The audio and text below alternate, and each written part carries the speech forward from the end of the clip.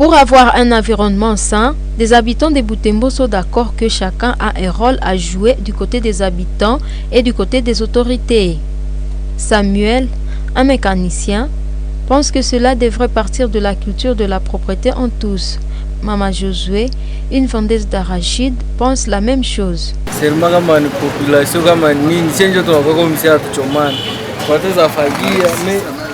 C'est souvent les habitants qui salissent l'environnement.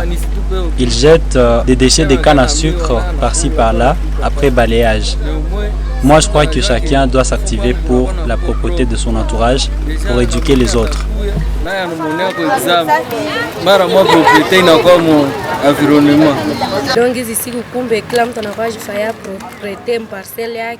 Il faut que chacun assainisse son entourage.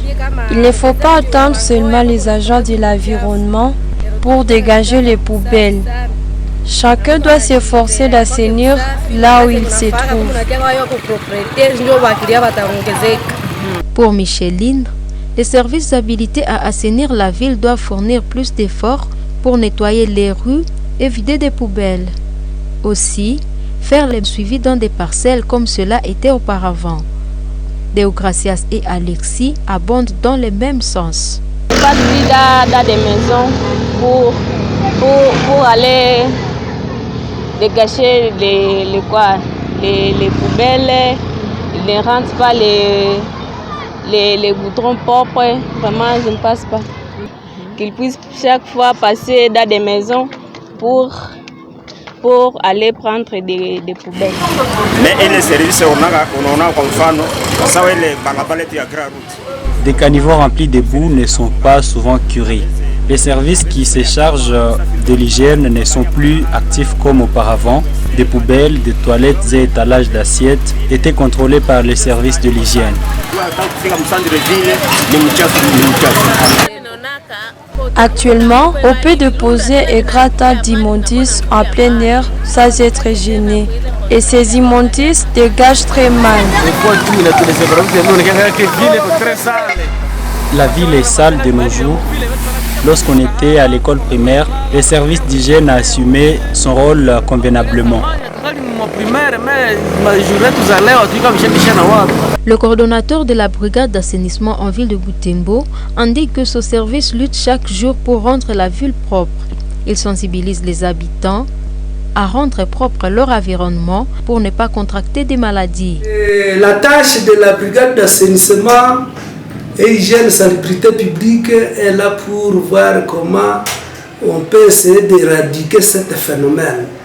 Alors, nous sommes en train de voir comment on peut sensibiliser la population sur le terrain, voir comment on peut rassembler ce déchet pour voir si demain nous aurons l'état ou le moyen d'éradiquer ce phénomène.